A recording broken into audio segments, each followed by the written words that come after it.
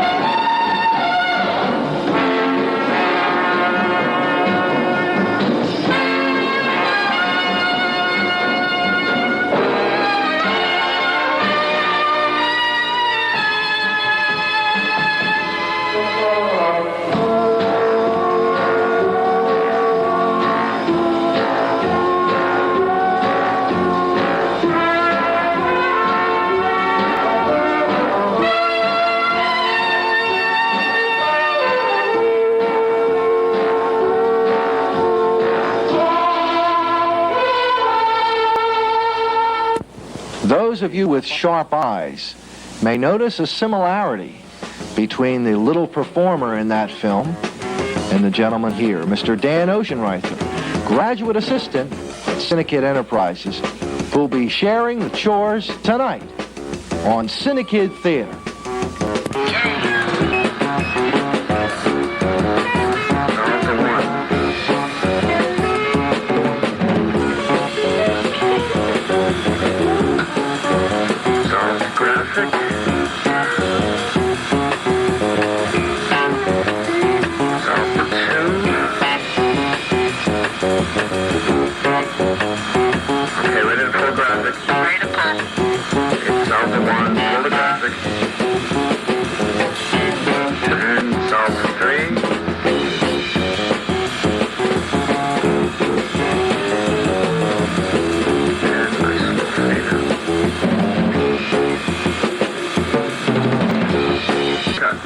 And welcome to this week's edition of CINEKYD Theater. I'm Bob Clark, Executive Director for CINEKYD Enterprises Incorporated. And this is one of our staff members, Dan Oceanreither, who is in charge of our film department. Dan, you started with the Upper Moreland filmmaking program when you were how old? I was 11 years old. The film that we saw before our opening credit, was that the first movie that you appeared in? Yes, that was the very first movie I ever made. Mm-hmm. So you were already a performer at 11? Yes, if you can call it that. Uh-huh. A little later in tonight's broadcast, interestingly enough, we have yet another production which features Mr. Oceanreither, made about a year ago, during his last year here as a student, before he assumed the chores of coordinating our film department. Would you tell our viewers what it is that boys and girls who are involved within your area do here at CINEKYD? Well, the children edit the films. They do the actual cutting and soundtracking of the films, and they also come in and manage the movie nights. We're going to proceed now, not to film, but to videotape And as some of you have indicated in your cards and phone calls to what might be the most interesting part of CINEKYD Theater, the look behind the scenes, the area where people like Dan and Jeff Worthington, who we met last week, supervise. Here we'll see what it's like in a typical workshop session here at CINEKYD as we produce the 7 keys. Let's watch.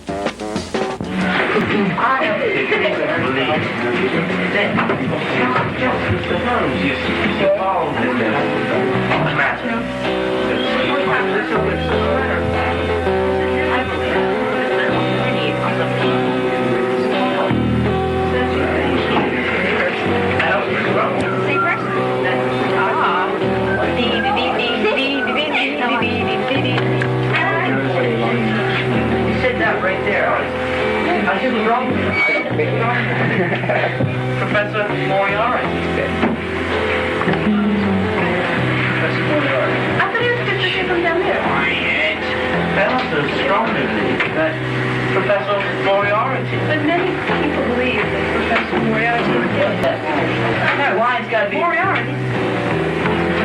That was the belief Moriarty was dead.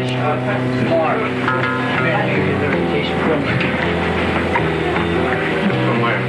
Just walk back and forth. Stand and walk forward. Yeah, back there you go. That's it, Mama.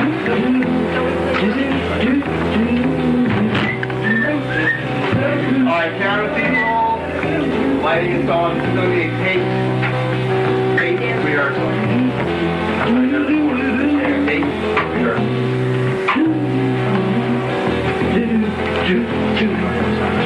Up this side. After this, big left goes right up there.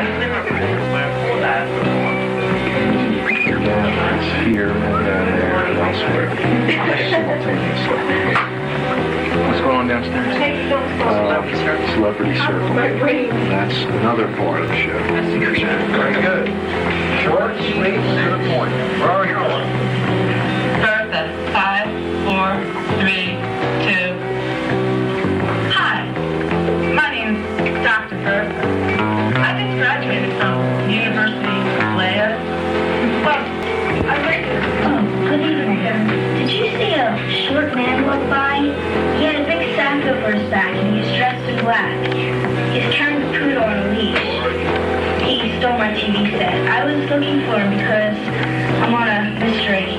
And I was trying to find him so that I could get back the TV set. Get back the TV set. Well, if you can't find him, that's okay. Well, thank you anyway. Bye.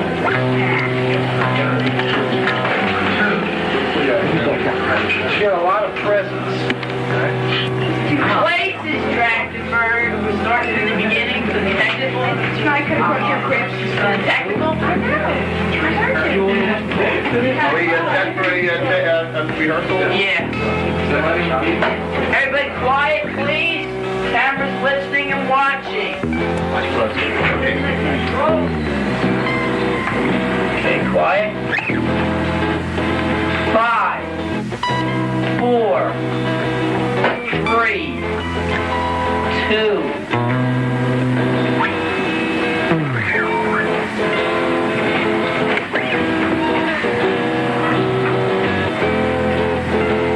Conrad, you're wearing a hole in the rug. Do sit.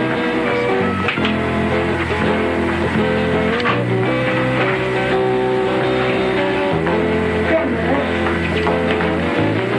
is it right for a child to give advice to an adult? Depends. See, I think I have some information that might help Mr. Holmes with his case. And he's been coming in so early. And I was wondering if you could give me information. I? Yes, you see, my friend saw it. He has this information that I think would help Mr. Holmes. Well, let me get you. It's waiting outside. All right. Hello, Mrs. Hudson. How do you do, sir? I'm fine. How are you? I'm fine. Well, what information do you want? Well, Mrs.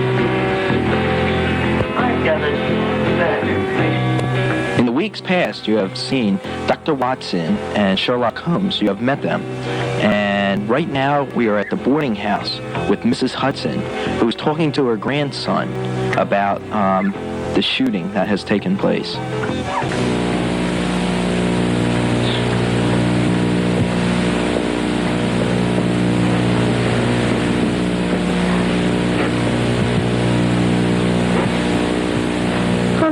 You're wearing a hole in the carpet. Do sit.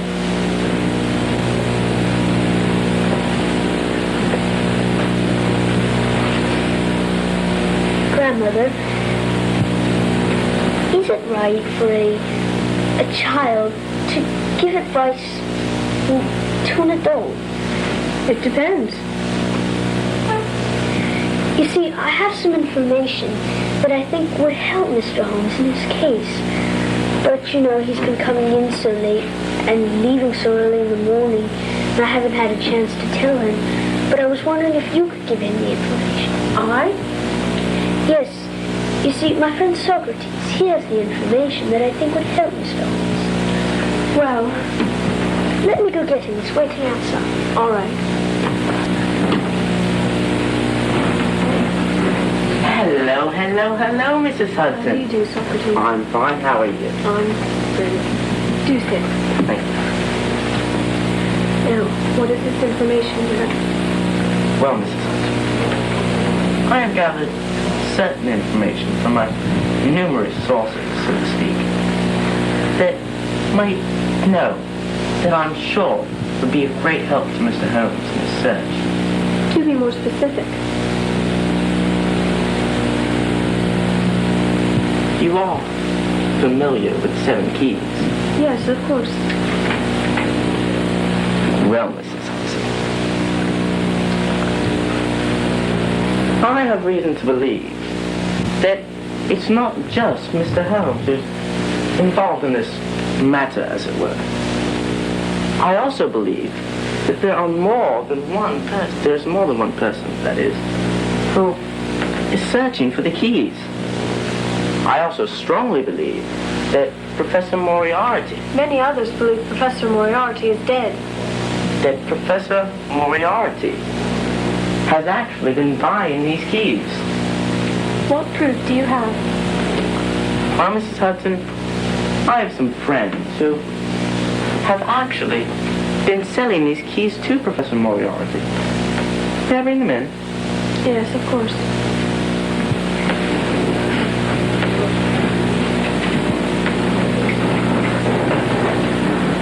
This is Miss Darcy and Master Jason.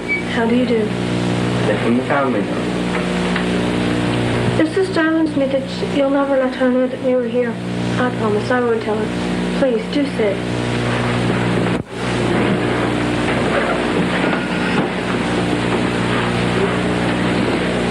Please, tell me. Well, it all happened when, a couple months ago, Sister Armstrong sent us to... Plot thickens, and it's beginning to become obvious that Sister Thelma and Professor Moriarty are soon to be discovered. But now we return to the CINEKYD Film Library, and as I promised at the beginning of tonight's broadcast, a motion picture that features Dan and a number of our players. A couple weeks ago, we aired Invasion, a spectacular production which was made in 1980 during the winter recess. A year before that, we made a color motion picture film called The Hole in the Wall. Do you recall how many days it took to shoot that one? I believe it only took 2 days, 2 to 3 days. Yes. The same amount of time, but several weeks in post-production. Here now, from the CINEKYD players, The Hole in the Wall.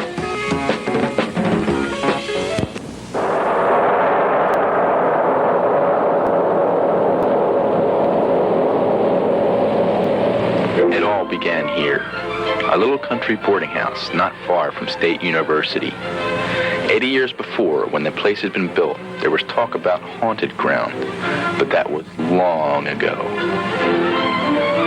Mary Gruber was doing graduate work at the university, just for one semester. She settled into the boarding house with some of her artist friends. Her niece and nephew would come along to help her get settled. They all went down to the basement for some tools and to have a poke around the old place. Basements and attics have a certain fascination. They're filled with junk and debris, but to the eyes of an artist or a child, sometimes all sorts of treasures. Like the little handmade box Mary uncovered, intricately crafted and painted, not far from the toy boy doll some child had grown tired of and left in the dark cellar. And Mary returned the box with the lid open.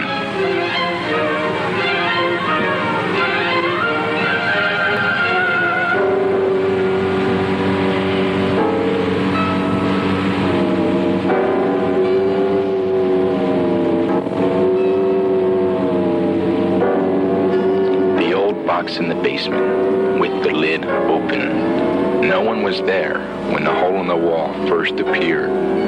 Down in the cellar, close to the junk, nearby the old treasures and the toy boy doll.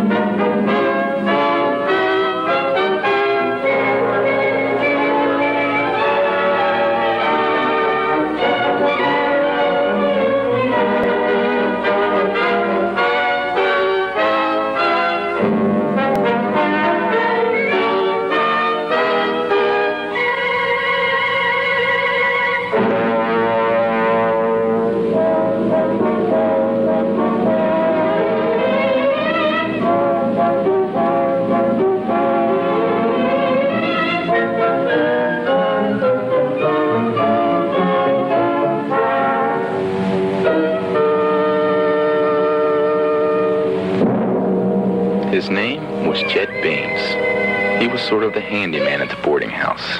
He kept things in repair in exchange for his room and board. Somebody had noticed the hole, and Jed had gotten around to having a look himself. He just started to resolve the problem. That's when the lamp began moving, all by itself.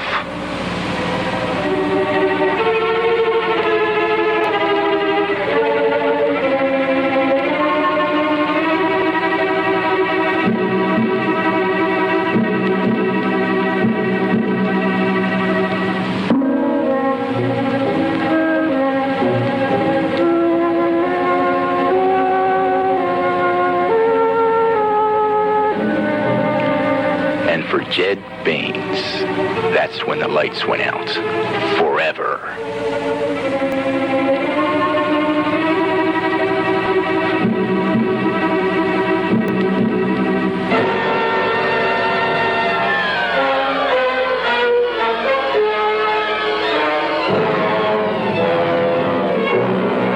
The police began an investigation of the murder, and two young detectives, Asher and Corson, were put in charge of the case. The murder was gruesome, but there were virtually no clues.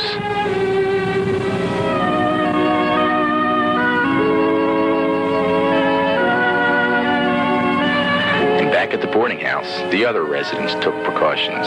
Mrs. Gleason, a widow with 3 children, laid down the law. No more roaming after school. Everyone was to come directly home, and above all, no playing down in the basement. The cellar had always been a fascinating place, and in spite of the horrors of only a few days before, the children found it difficult to understand why their play had been regulated. Their mother was adamant. Another boarder, Jeremy Lewis, a graduate student in the School of Journalism. For him, the events took the form of chapters in a book. As time passed, the danger seemed to fade for Mary and her artist friends. They were caught up in the excitement of their work. Judy Neal, a talented undergraduate who planned a career as a commercial artist. And Donna Brown, who was working part-time at a city advertising agency. In short order, things had gotten back into a quiet but pleasant routine. The girls directed their energies to mounting and showing of their recent efforts. It was shortly after lunch on a Wednesday.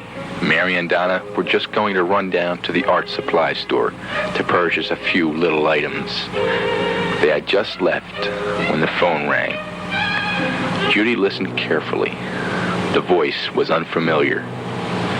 She was to meet a prospective client.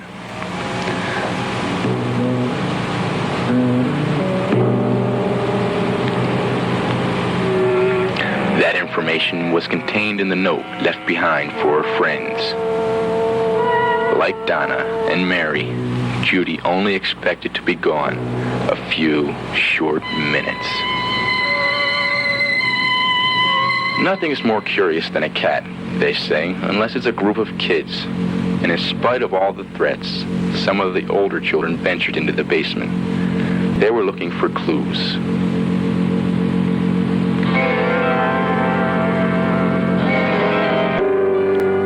Exploration was cut short by Jeremy Lewis, who sent them directly and safely back to their parents.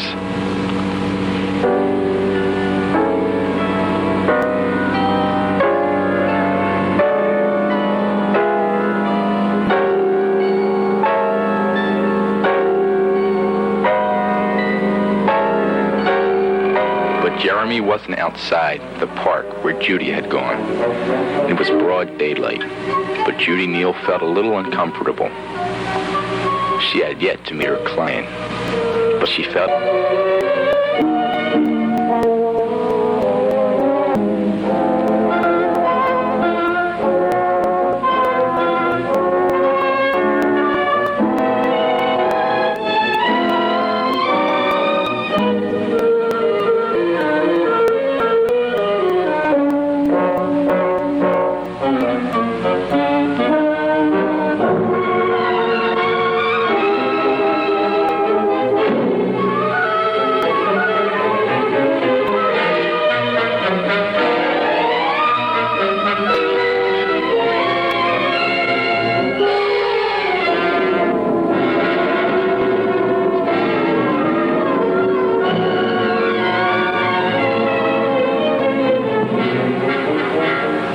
Later, Judy's disappearance was reported, and the police moved into action.